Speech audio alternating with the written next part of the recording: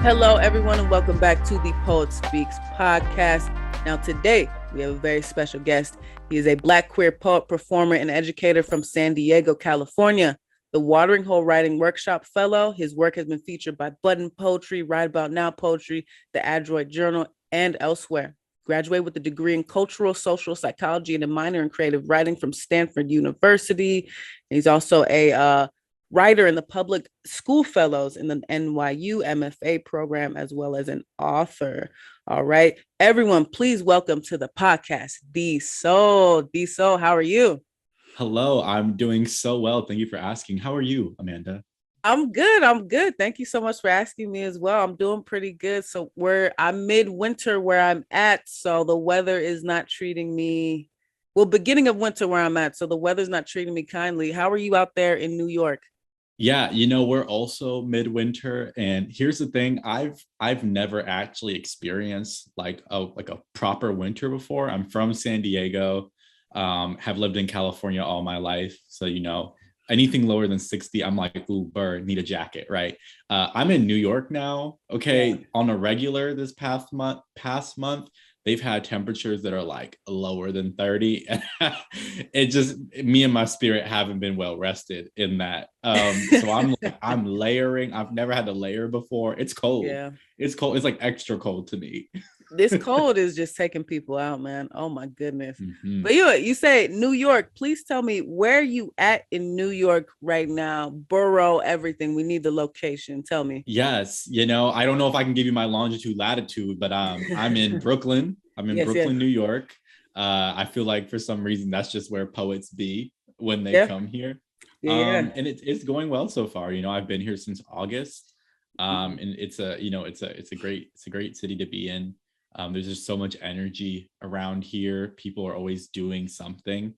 And it just really, it keeps me inspired, keeps me going. Absolutely. So you said you had mentioned you grew up in San Diego. So you're not from the New York area. You just kind of recently came there for school, right? Exactly. I'm curious for you. So I always love to find out poets where their stomping grounds, where they figured poetry out. Where did you figure poetry out? Was it in San Diego? That poetry was for you. Yeah, I would say San Diego is where I came into poetry, Mm, and then I was blessed to have so many experiences outside of San Diego. But I would say, you know, the way I came into to spoken word and to writing, was in how do I want to in sixth grade. I'm gonna start with mm, sixth grade. We had this long-term sub, and we were just a rowdy class. I ain't gonna lie, we like to talk. And he was like, okay, well, since y'all got so many words, let's do something with that. And he yeah. gave us like an assignment to like write some poems as like a punishment. He was like, since y'all got so much words, write poems. And it was kind of like, joke on you, I like this, right? So I started writing, and it just kind of stuck with me. I was like, I really enjoy this creative side of writing. I've never been Mm, like a fan of academic writing, although I can do it just fine. But I was like, I like this creative, being able to express my thoughts, be able to mm. like transform these things that are happening around me into narratives and stories that I can tell others. So that was sixth grade. Got into high school. High school is where things kind of really got uh, pinpointed and stuck. My teacher for ninth grade humanities, I think is what they called it then. Yeah. He showed me a video of Sarah Kay's TED Talk. We've all seen it. The one where she's doing If I Should Have a Daughter. And I Mm, saw her do that, and I was just like, that's what I want to do. I want to do my poems in front of people. I want to perform. I want to have that kind of synergy with a crowd, where I'm spitting my stuff and they say it back to me, or they give me their energy back. I just really love that aspect. I've always been kind of a performer. yeah. um, and so finding a way to like use my words in a way that resonates with people, I was like, that would be really cool. That's what's up. I'm curious then for those that don't know that area of Southern California, what is the poetry scene like out there? I know people know about LA for the most part, but I don't think people Mhm. really put San Diego on the map for like spoken word and poetry. And you also mentioned some other places, but specifically, Mhm. let's say San Diego, that whole kind of area of SoCal. What is that like for the poetry scene out there? Yeah, what's really interesting, like I said, I didn't really get into spoken word and stuff until high school. And I would say it's like, it wasn't until the tail end of high school that I really got into like the San Diego poetry scene as far as like going to open mics and stuff. But we actually have like a really strong group of poets from San Diego. So someone in San Diego that I always look up to is Rui Francisco. He's a San Diego poet, you know, and he was the first spoken word poet to be on like Jimmy Fallon. He has that book he has two books right now from Bud and Poetry, Helium and I'll Fly Away. So, you know, he's a heavy hitter. San Diego hosted the last, you know, the most recent in-person, was it the National Poetry Slam or was it iWhips? It was iWhips. And I always get the I part wrong. I want to say it's either International World Poetry Slam or Individual World Poetry Slam. I'm not exactly sure, but iWhips happened. Yeah, it happened in San Diego most recently, which was really cool to see. I wasn't able to be there because I was in school at the time. So I would say, you know, San Diego isn't a place that people always think of, but when you look at like, you know, at least the National Poetry Slam, MPS, they've placed, you know, consistently well among those teams, and that's because we do have some really strong poets out there. So, you know, it's not a place people always think of, you know, like New York or is it Texas, who also has a really good team? I think so. Or LA, you know, so we're not, you know, they're not one of those places, but there's a strong, for the spoken word poets that do come out of San Diego, there is a very strong crop. No, for sure. I'm curious then too, like for you launching yourself in the Californian scene, just that Californian background, to now moving to New York, what is the difference been between the two coasts for you in terms of now letting yourself out there as a spoken word artist and poet? What has been the difference being in a New York scene versus the Cali scene? That's a really great question. I guess a big part for me is I'm a completely different writer than I was when I started off in California. So, you know, when I first came into spoken word was my first foray into poetry in general. You know, I wasn't a person who read a lot of poetry books. And I wasn't a person who knew much of anything about craft or form or all that good stuff that we look at when we look at, you know, so-called page poetry, which I don't really like the distinction between, but we'll use it here. I didn't know all those craft elements that they use on the page. All I knew was spoken word and the way that people go on a stage and share. And, you know, when I got into college, I joined Stanford Spoken Word Collective, which I was super blessed to be a part of.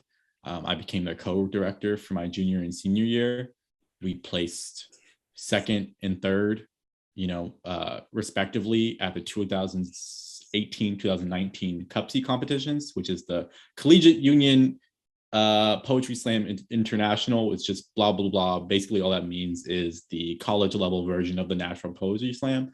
We placed second and third, which was super dope. But those were my experiences with poetry on the West Coast, right? I got to meet poets from Berkeley and Oakland. There you go. When I went to CUPSI, I get to meet youth poets from all different parts of the country. You know, my freshman year, we were at Temple University in Philadelphia. They have a very particular kind of poets and poetry. My sophomore year, we were in Texas. We were in Austin. I want to say it's Houston. We were in Houston, Texas. And they have, you know, a very particular vibe that's very akin to how they are. So yeah, when I was doing all the spoken word stuff, I didn't really know a whole lot about my craft as a writer on the page. My junior and senior year, which happened to be the years that we were in COVID, I did more actual poetry workshops at Stanford. So actual classroom setting, bring a poem in, talk about the poem, receive feedback on the poem, and I've developed my voice a lot on the page. And I'm able now better to see the differences between writing for the page and writing for a spoken word competition or slam or things like that. The very different styles, which both deserve equal amounts of literary, you know, attention. You know, because spoken word has its own traditions that should not be overlooked. But I realize now that they're very different. And so since I've been now focusing on my page work so long, coming over to New York, you know, I'm here for the M.F.A program. I'm here because I'm learning about craft, and I'm learning about forms, and I'm learning about how to use language in a way that breaks language, right? Or I'm learning to use language in a way that is interesting to people, that grabs people's attention. You know, I want to be able to grab people's attention as well as on the page as I do when I'm performing. I want my work to grab people in a similar way when I'm not there. Absolutely. No, you dropped some absolute gems in that. I think a lot of people don't consider it. There's a difference writing for the page versus writing for the stage. And you alluded to that. There's such a difference that poets, spoken word artists, that you really have to like put yourself into, because when people read your work, it's different than when you're performing your work. When you're performing your work, you're a performer. You know what I mean? Like there's so much, it's a full body experience when you get on that stage and start performing. You are the poem. I like to say you are your poem, you are your work, because your whole body needs to translate that. When you write for the stage, there's a different thing that you're connecting to. So when people read it, they feel your emotion. So I like that you really went into that. I'm curious, you know, so good. I'm curious for you now. I really love your work. You had a book, one of your videos. This is kind of how I came into your stuff. Hood Proverbs. I know it's a very powerful thing, that powerful spoken word piece that you have on your YouTube page and your website. Please tell me, what are your kind of, what are you hearkening to when you write your poetry, when you write things like Hood Proverbs that kind of goes into, you know, your book, Running from Street Lights, you know, how you're examining Blackness in America. But let's focus on what are you drawing from your work to kind of come up with your poetry and your pieces? What do you draw from? Yeah, that's always such a great question. And here's a great thing about poetry. There was a craft talk not too long ago. Excuse me if I keep using the word craft. It's how I connect with my poetry brain. No problem. There's a craft talk NYU did not too long ago with Kava Akbar, the author of Pilgrim Bell. And, you know, we were talking about the word aboutness in poetry, you know, and a poem. We always, you know, we like to say a poem is about something, right? But to say that a poem is about something is to limit the poem's scope, right? Or to limit the poet to like this one thing.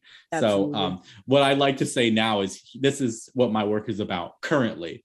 As opposed to what it's always about. Now, I will say, all that being said, my work generally revolves around the ideas of Black and Black experience and Black being, right? So more or less, if you're looking at a piece of my work, you're going to see something that's trying to think about how do Black people simply live in the fullness of their being. And I call it Black existentialism, but not existentialism in like the philosophical way, because I don't know anything about Black philosophy or philosophy in general. That's not my stuff. I'm talking about Black existentialism and the fact that how do Black people live their day to day? You know, how do we speak to the things that Black people are doing just because they can, just because they need some of that in their lives, right? When we're thinking about what I draw my work from, very recently, a lot of my focus has been on is joy, you know, and thinking about Blackness and joy at their intersection, right? And so I've been thinking about joy in this twofold way, and in this twofold way came out of me kind of examining kind of an evolution of how I'm viewing joy, right? So I grew up in a Baptist church, right? Raised that way. Lots of scripture floating around in my mind, although I can't always connect with everything that's being said in the Bible. But there's that verse. I want to say it's Psalm 30:5. Weeping may endure for a night, but joy comes in the morning, is the verse, right? And so this idea of joy comes in the morning, this idea that Black people who have historically used religion as a means of survival, as a means of giving themselves a quote unquote light at the end of the tunnel, right? We use religion as a source of hope, as opposed to a source of oppressing others. Yes. Right. What does it mean for us to always be looking towards joy, right? To always be trying to move towards joy, as opposed to having joy in our inner lives, right?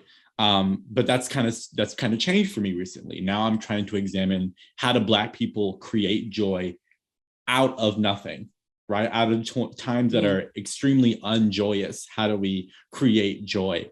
And the reason I started thinking about this is there was an interview on the Versus podcast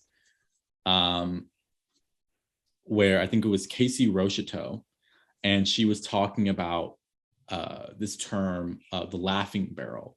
And I went and looked up a little bit more. The laughing barrel also comes from Ralph Ellison. He has this essay called An Extravagance of Laughter. And basically what the laughing barrel is, if I may explain, slaves used to not really be able to express their emotion. They couldn't really laugh. They couldn't get, if they were feeling some type of way, they weren't allowed to laugh around their, at least around their masters, their oppressors. So what they would have to do is they would have to go out into this barrel in the middle of a field, and they would have to physically lean into the barrel, and they would have to laugh into the barrel, right? Wow. And so it just, there's this physicality to the movement of joy and laughing, right? There's this laugh that's so deep, you have to lean into a barrel to let it out, right? But also this idea that, Black people are laughing despite of, right? Yeah. We're laughing even though everything is going crazy around us. These people were literally in the context of slavery, right? They were laughing, they were loving each other, they were finding ways to praise and worship, they were finding ways. Can I curse on this podcast? Yeah, go ahead. I won't do it. I didn't think about it. They were finding ways. They were finding ways to make love to one another. For sure. They're finding these ways to create joy in these deeply unjoyous moments. Yes, right? Yes, so absolutely. That's something that really caught on to me. I'm like, oh, it's not just how do we move towards joy. It's like, how are we creating joy for ourselves constantly in the ways that can't be explained, right? Because I'll tell you what, Black people, the world can be going to hell, right? But we're gonna do one thing. We're gonna make a joke about it. Okay? We gonna crack a few jokes as the world is burning around us, because that's how we survive. And that's a lot of what my work has been focusing on. Besides all the joy stuff, a lot of my work also comes from this source of questioning, right? Because I've grown up queer, and I'm also in this Baptist church tradition, and I grew up in the church. I have a lot of questions for God, and I'm sound in my faith. I do believe in God. I maintain my identity as a Christian, but I feel like something that is on my heart often, and is almost a responsibility of mine, is I have to be able to question my faith, have to be able to question, where does that faith come from? Why do I believe this thing? And if I do believe these things, what repercussions does this have, right? If I do believe that God is all powerful in these things in the world, and I have to be able to ask the question, why would a powerful and a loving God allow such things as has happened to happen? Yeah, absolutely. So that's where a lot of my work comes from generally.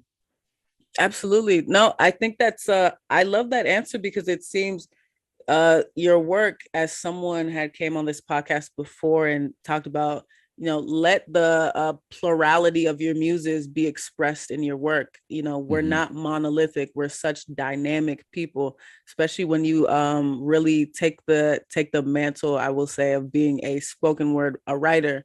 You're a messenger of some sorts. You have to honor yourself and honor the fact that, look, I am so many different things. It's impossible for me to niche what my art, which is my writing, what I'm going to speak about in that, so I love that you're really looking at, you're looking at, your Blackness. You're not looking at your Blackness as a monolith. Therefore, you're not looking at anyone else's as the monolith. You're really exploring all these different facets. So I think that's really, really, really amazing. Just dropping gems. Man's even came out and dropped a Bible verse. Joy cometh in the morning. I mean, goodness. My parents would be so proud. Good God, you straight spitting. All right. Well, you know what? That's a great segue. Let's talk about your poetry, the poetry chap that you made, Running from the Streetlights, an examination of Blackness being in America, your chapbook. That was your very first publication, right? Um, it's the first one that I actively will show people. Gotcha. And so yeah, so I had put out two before that. And in hindsight, not sure it's something I should have done or would have done currently, right? But those first two were kind of like, I had all these poems as a young high schooler poet or whatever, and I want to get these words out to people, right? So these are first things I put out on my own. But like this running from streetlights was my first like proper chapbook, my first thing where I'm like, here is a small collection of poetry that I think is really capturing something. Absolutely. And I'm like not embarrassed to go back and look at this work like 3 months later and be like, yeah, people are looking at this. So running from streetlights, basically how this came about is I was already writing a lot of these poems in general, these poems about Blackness, and this idea of, where should I start? So I'll start with what it came out of, and then I'll explain where the title and the idea of the book comes from. Perfect. So what kind of was the catalyst for running from streetlights was everything happening in 2020. 2020 was a mess. We all remember. Yeah. Do that little squiggly thing in your mind where you do the little flashback. Go back to 2020. Don't stay there long, but go back to that. You remember that? Yeah, it was bad. And it was weird. It was weird to be a Black person in 2020. Because we had, everything was locking down. The pandemic was happening. Okay, we had the race riots. I'm not even sure if they're race riots. We had mad police brutality, right? Yeah. And following that police brutality, we had all kinds of protests against police brutality. That was a crazy time. People were Venmoing me, Cash Apping me. I'm like, wow, the guilt is going crazy here. I got rent payments now, so I could use a little more guilt in my life. But it was crazy. And it was just all this. I was looking at this world and I'm going, there's so much to be said here. I'm having so many thoughts as a Black person, and I'm really trying to capture in my own mind, what does it feel like for me to be Black at this current moment in time? Yeah. And it was so strange. So I sat down, I started to write things, and it just became this constant grabbing for what is it like for me to be a Black person right now, right? Yes, and so absolutely. The idea of running from streetlights is I love a good myth. I love mythology, and I love, folklore. I love the way I love Black proverbs. We call them hood proverbs. You saw the poem, but there are these things that Black people will say that we think is like unique to our parents. Then we talk to other Black people and we're like, they all have the same playbook. Yeah. But there's something that, a lot of us have heard from our parents, which is be home before the streetlights come on, right? And so what does the streetlight become in that instance? The streetlight becomes a symbol of danger, right? It's not danger itself, but it's foreboding danger. It's a harbinger of danger and what lurks in the dark and what's waiting to grab us, right? So we think of the streetlights, when we're running from streetlights, it's not really the streetlights we're running from. We're running from the danger that lurks behind it, right? Our parents tell us to be in before the streetlights come on because they are concerned for our safety when it's dark and we are moving about as Black people in this world, and so we are, running from the danger that those streetlights represent. And so that's basically what I was trying to capture in this chapbook is what does it mean for me as a Black person to be living in this age where it feels like danger is always right around the corner or lurking above my shoulder. There's a time limit on when I can be out or something's out to get me. So absolutely, that's where a lot of that idea came from, and it kind of spiraled from there. Yeah, no, I think that's fantastic and so wonderful that you're able to put that in your chapbook. I'm curious the process to making that chapbook. And if you could explain, what is the difference between a chapbook for poetry versus just a regular book for poetry for the viewers? Yeah, so that's no problem. So usually a chapbook, all that is it's a smaller collection. And you can almost think of a chapbook like an EP for an album, right? So it's not necessarily not an album, but it's a smaller, more defined version. Yeah. In chapbooks, where their strength comes from is they're much more limited in scope. right? If you're writing a full length, you can have a full length centered around one idea, but more likely than not, you're going to get poems, at least a couple poems that are not always right on what's being talked about. Yeah. But if you're writing a chapbook, if you're writing which is usually between like 20 to 30 pages, if it's only 20 to 30 pages of poems, you can more or less have poems that fall in the same Venn diagram, the same basket of thinking, right? And so absolutely. You can think of a chapbook as a musing, a small musing on one particular topic. And for me, it was danger and being in America, right? Which is kind of a broad as a topic, but they all fit into that, right? And it just gives you the freedom to kind of focus the work a little bit. So as far as the process of putting poems together, I have a lot of associations between poetry and music. And I think that's because my father is a musician. My father plays the bass. So I always have a lot of music moving in my head. But I think about the way that I listen to music, right? I love vinyls. And something I think about in music all the time is that artists, musicians put their albums they put their songs on their album in a particular order for a specific reason, right? The songs aren't just thrown on there in any particular order. The songs are telling a story, whether it's an explicit story or it's through the emotional arc that the album is taking you on. There's something happening there. Absolutely.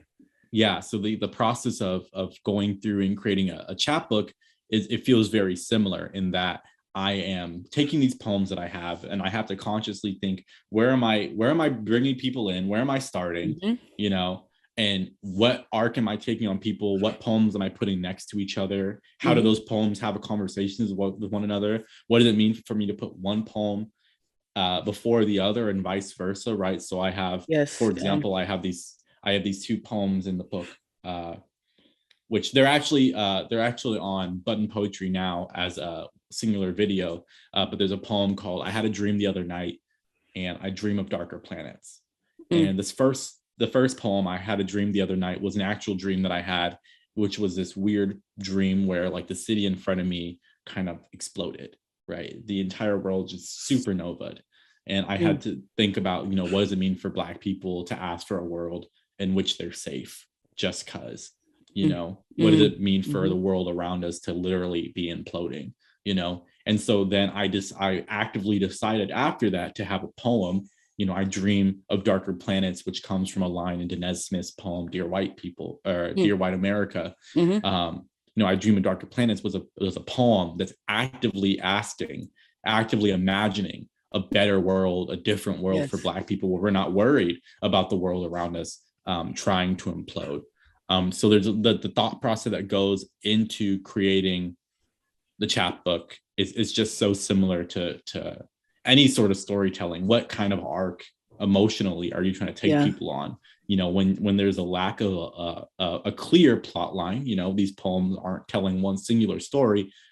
How is it that you want to guide people through the experience of your work? Absolutely.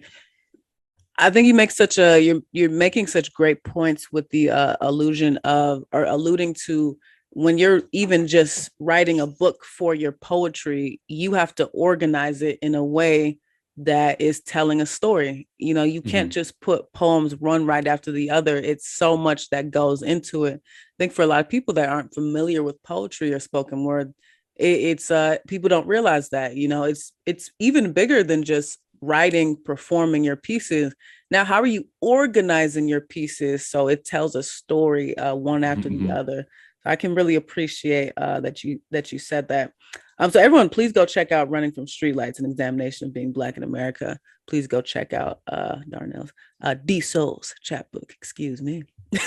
You're all good. You're all good. So tell me, what do you think people can take away from spoken word? I think people can take away the power of our shared experiences, right? I think the strength that comes from spoken word as a art form, spoken word I won't say slam, although they're very particularly, related, but it came from this need for people to be heard, right? And it's not just that people need to be heard, it's people need to hear one another. People need to know that what I'm going through is not just me, or even if it is just me, I have witnesses to what I'm going through. And there's this power in being able to share these experiences with one another. So not just the power of shared experiences, but also the power of shared space. Right. When you're doing spoken word, except for this weird pandemic era that we're currently in, very often you're in a room with people. Spoken word performances are not these static poetry readings where I'm standing up here in front of a crowd and I'm just reading you something, and you're kind of like solemnly, politely nodding at me. Like, if you've ever been in a spoken word performance, or for listeners who haven't been to a spoken word performance, there's an energy in the room, there's an energy exchange. I mentioned this before, there's a synergy, right? I'm saying something on the stage and people are responding to me. They're like, go in, go in, go in, and I liken this a lot to the pulpit in a Sunday congregation. That's the first experience I ever had with spoken word, right? There's an actual literal, because preaching is a form of spoken word, right? Yes, the preacher is up there giving his sermon, and he's getting responses, call back from the audience. It's like, can I get an amen? Amen. Go in, pastor. You on my block, right? People say all kinds of stuff to let the pastor know, let the preacher know, hey, preacher man, I hear you, and what you're saying is resonating with me, and it's resonating with me so much. I need to send that energy back to you. Yes, right. So absolutely. I think that's what people can really take away from the power of spoken word. It's literally an experience. It's not just words. It's what the words are doing and what is the atmosphere created when those words are spoken, right? There's a literal power to the words. Absolutely. No, I love that, the kind of comparison of the church, a pastor giving a sermon to a spoken word artist. Absolutely. I think that it's so similar. I think spoken word is seen in so many places. It's seen like a lawyer in the courtroom is giving spoken word, trying to appeal to a testimony, right? It's whoever is in public giving a testimony to a crowd. It's an energy that's undeniable. It's a back and forth between you and I sharing space. So I love that so much, Deesoul. So yeah. Let's see. My very last question for you is the old and time again question we always ask on the Poet Speak podcast. Why do you need to get your words out? Community.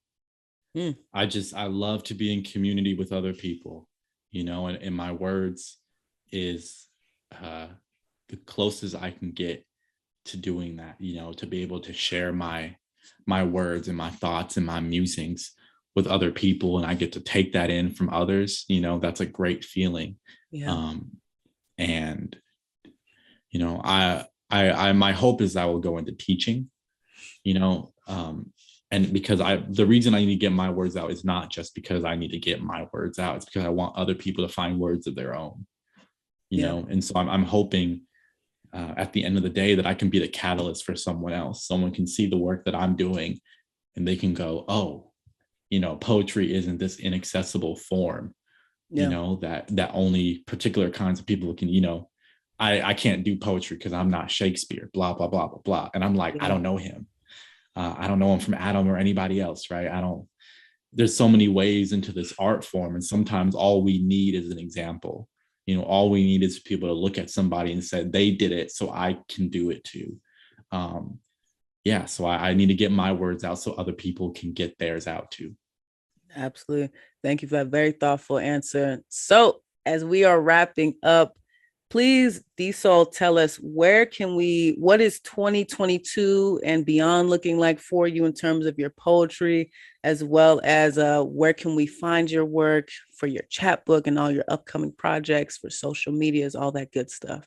Absolutely. So, as you mentioned in my bio, in my little intro, I am currently an M.F.A. student at NYU, which I've been very blessed to have the opportunity to be. I've been working with some really great writers, Sharon Olds, Nicole Seeley, This semester, I'll be working with Claudia Rankine. So super excited about it. And my writing is basically just looking to be how can I sharpen the ideas that I'm having? Yeah. How can I write something without writing exactly what someone else has written? How can I lean more into the voice that I have? Sometimes I think I've been a little wary of like, oh, how much do I allow my, my quote unquote spoken word voice to seep into what we call page poetry? And, I have to remind myself that's what makes it dynamic, right? We need more of that in the literary scene, right? The spoken word scene is good, and it's great that we have that. We have to be able to show people that we can do this work on the page as well. Black poets are everywhere. You can't stop us. Absolutely. So that's where my work is going so far. Currently thinking about those things. Look out for various places I publish, blah blah blah blah blah. You can find me on social media. I'm very active on Twitter. It's Deesoul Poetry, DEESOUL Poetry. It's the same thing for Instagram. And it's the same thing for my website, DEESOUL poetry.com, deesoulpoetry.com. And anything that I do, that lives online will also live on my website. So anytime I get a new publication, goes onto my website. If I ever publish another book, goes on the website. If I ever get a performance done, goes on the website. And that's just like my own little personal digital portfolio of sorts, but also a way that people can reach me and contact me, because I'm always really happy to hear from people, always really happy to collab, and always just really happy to just like hear other people's thoughts about poetry. I love to talk to other people about poetry. So it does my soul good. Absolutely. Well, Deesoul, I've enjoyed you. We had a great time today. I've enjoyed the conversation. Thank you so much for being a guest on the Poet Speaks podcast. Thank you. I've enjoyed my time here. It's been really wonderful. And, I appreciate you for having me on. Absolutely. All right. Well, everyone, please go check out all of Deesoul's work. His social media handles, website will all be in the comment section down below in this YouTube video. Please go check out the Poet Speaks podcast everywhere that you can find podcasts. Like, share, subscribe. Tell your sister, tell your friends, tell your sister's friends, tell your brother, tell everyone that you know. Please support the Poet Speaks podcast. And again, thank you so much for Deesoul for coming on the podcast today. This is the Poet Speaks podcast. We will talk a little later. Goodbye, everyone.